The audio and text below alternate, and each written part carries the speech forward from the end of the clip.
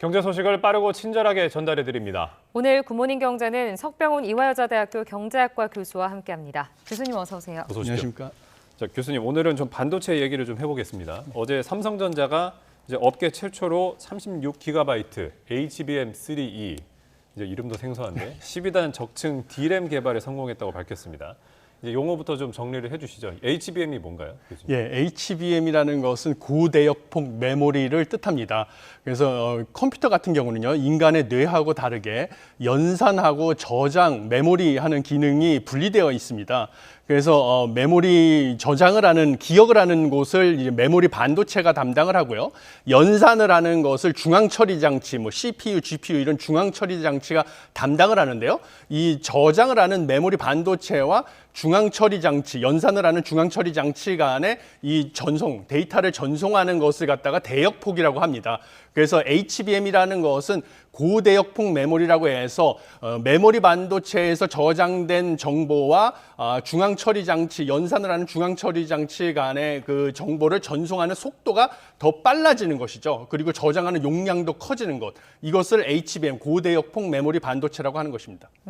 그 8단 적층이다, 12단 적층이다 이런 말들이 계속 나오거든요. 예. 그 단이라는 게 뭘 의미하는지와 예. 8단과 12단의 차이점도 좀 궁금합니다. 어떤 게 더 좋은 건가요? 예, 당연히 기존의 D램을 갖다가 네. 이 수직으로 연결한 것을 갖다가 고대역폭 메모리라고 하고요. 예. 8단과 12단은 기존의 D램을 8개를 연결을 했느냐, 12개를 연결을 했느냐, 이 차이점이 있습니다. 그래서 예를 들면 기존의 3GB 용량을 8개로 연결을 하면 전체 용량은 8에다가 3을 곱한 24GB가 되는 것이고요.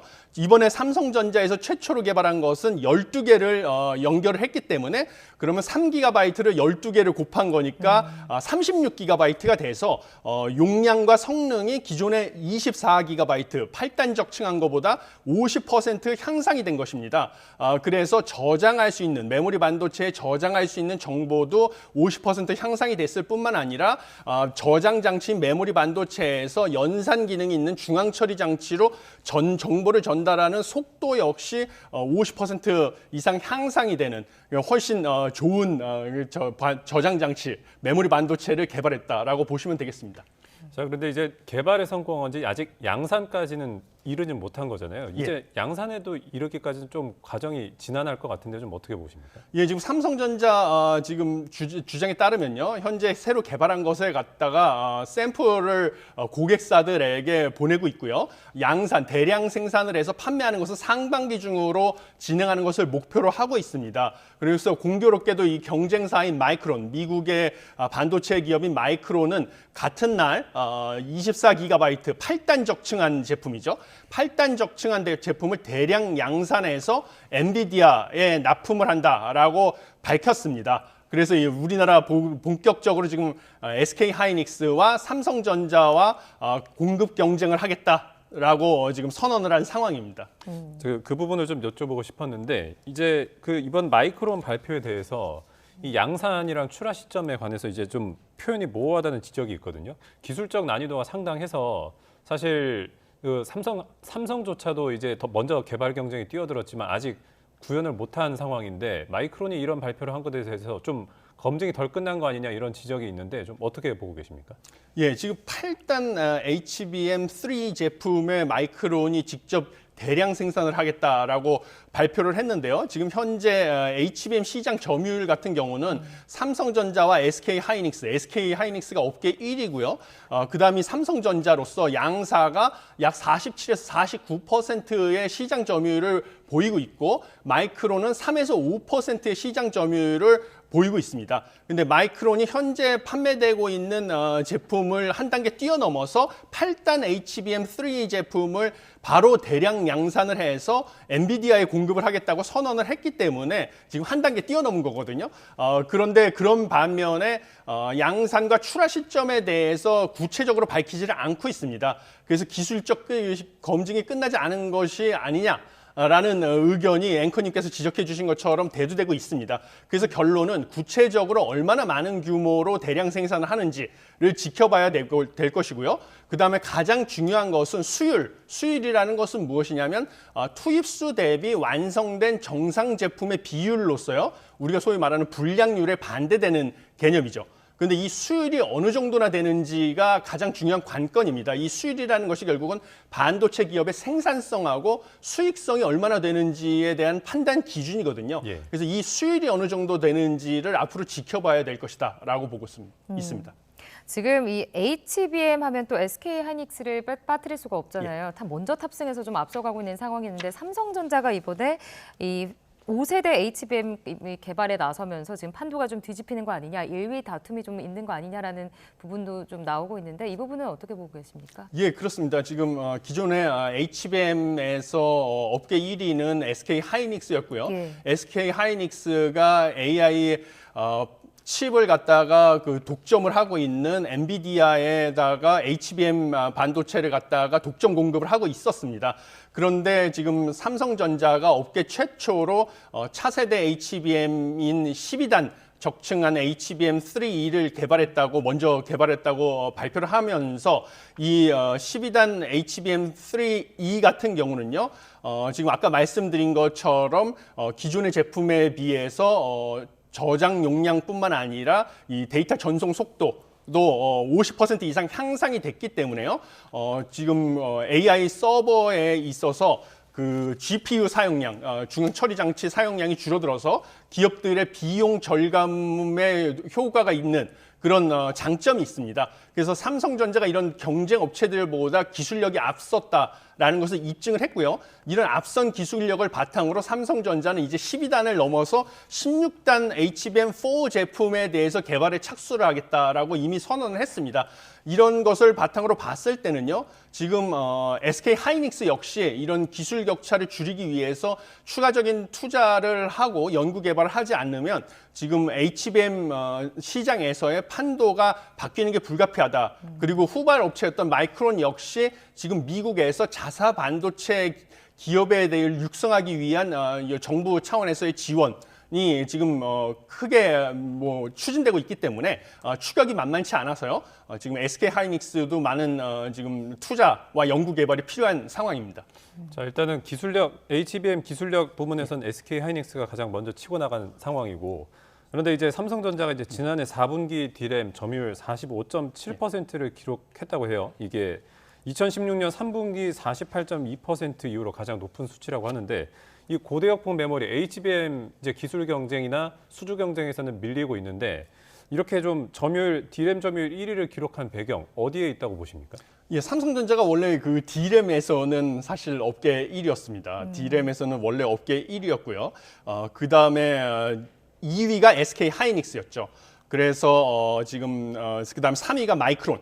이었는데 삼성전자 다음으로 SK 하이닉스 같은 경우는 작년 기준으로 31.37% 점유율이, 3위 마이크론은 19.1%로 삼성전자와 그 다음 2위, 3위 업체 간의 점유율 차이는 그래도 상당한 격차가 있는 수준이었습니다. 그런데 삼성전자가 지금 4분기 D램 시장 매출도 역시 전분기 대비 21% 증가를 해서 6분기 만에 상승세를 보였고, 그다음에 4분기의 D램 평균 가격 역시 모바일 D램 가격 상승에 힘입어서 전분기 대비 12% 상승을 했습니다. 예. 이것은 뭐냐면 그동안에 삼성전자의 실적이 저조했던 이유가 그 D램 부분에서 실적이 저조했기 때문이었는데요.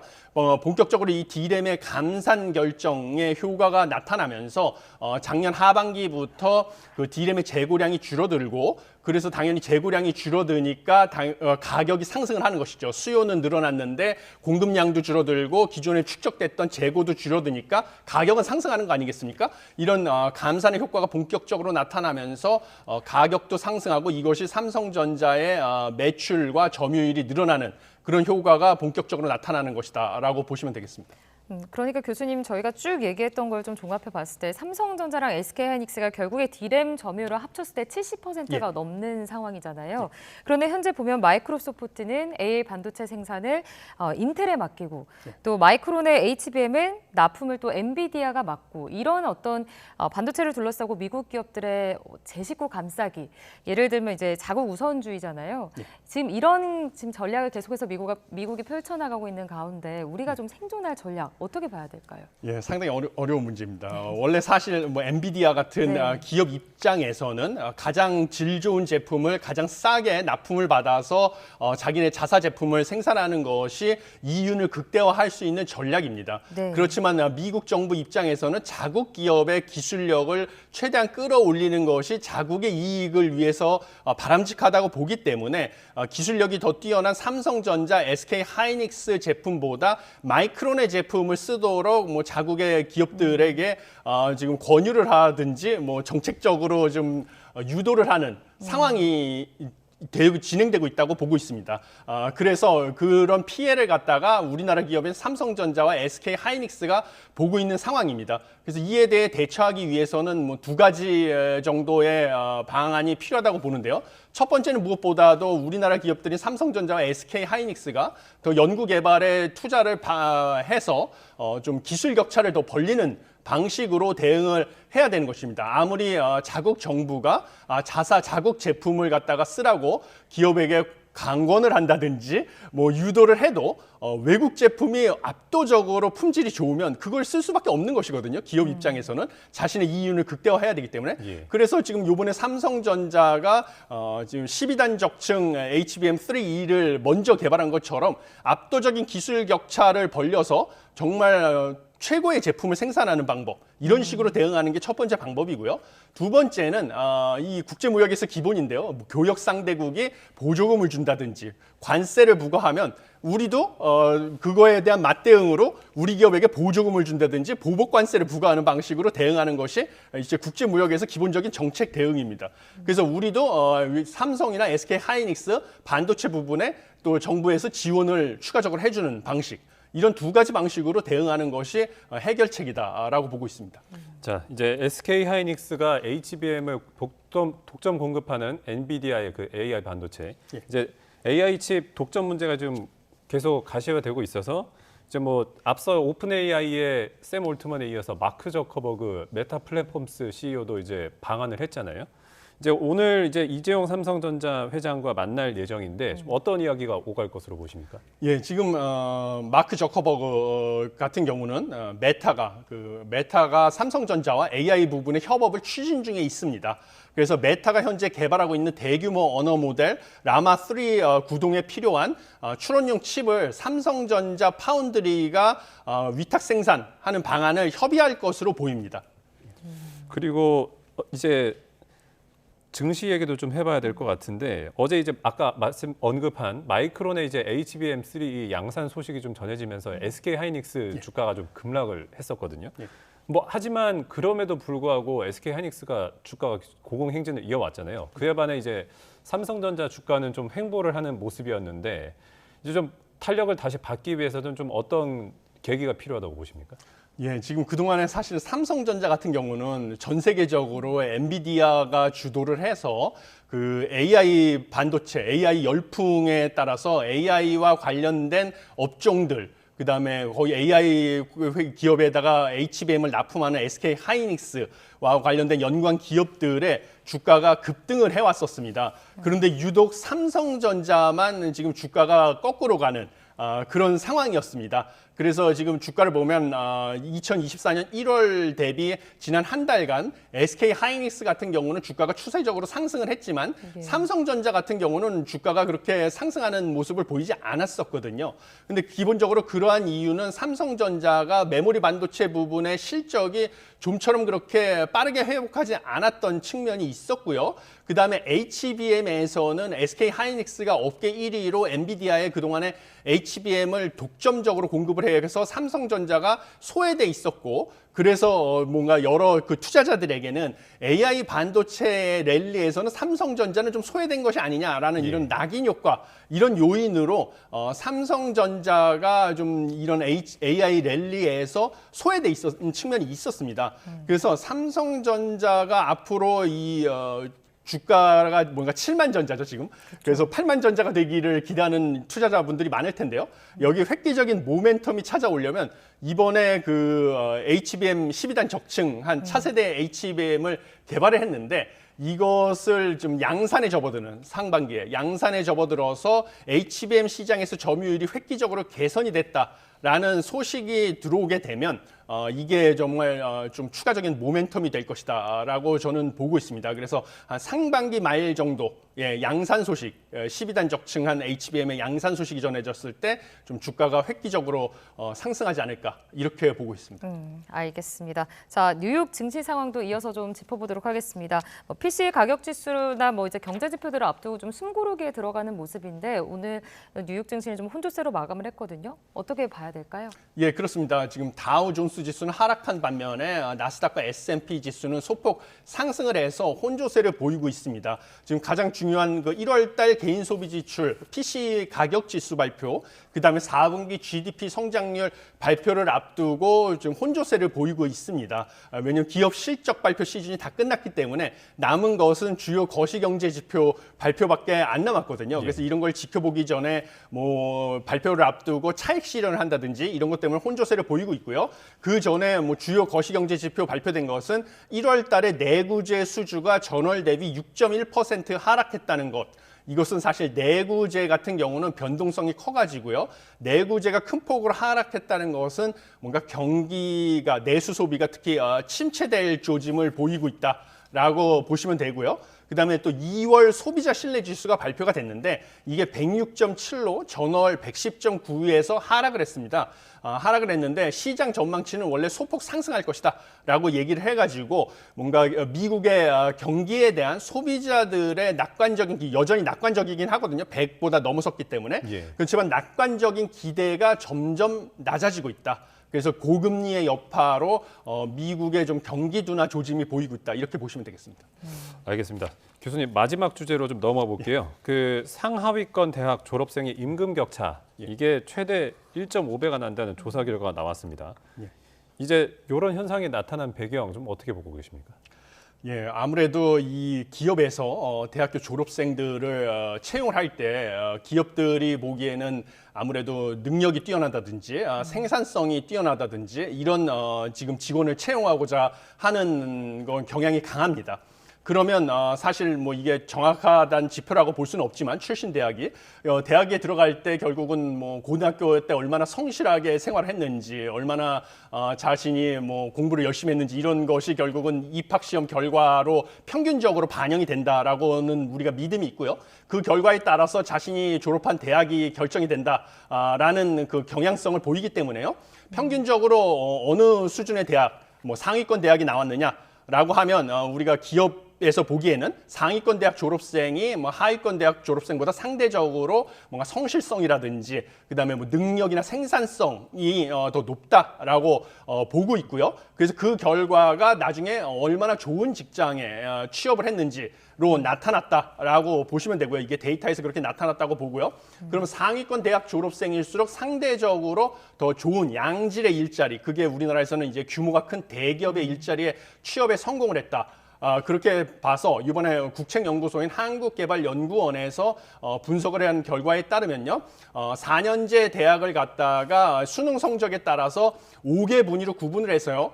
하위 20% 대학과 상위 20% 대학 졸업생의 평균 임금 차이를 비교해 봤다니요. 지금 25세 때부터 이제 59세 때까지 비교를 했더니 그 임금 격차가 사회 초년생이 25세 때는 25%였는데 지금 40세 때는 51%로 가장 크게 벌어지고요. 그다음에 은퇴 시점이 가까워질 때는 이제 임금 피크제를 적용하는 기업들도 많기 때문에 임금 격차가 점점 줄어들어서 뭐 1% 가까이 줄어든다. 라는 연구 결과가 나왔습니다. 그런데 사실 이 경력이 쌓임에 따라서 임금 격차가 벌어지는 것은 너무나 당연한 현상입니다. 경제학에서 봤을 때. 왜냐하면 좋은 직장에 취직을 하면요.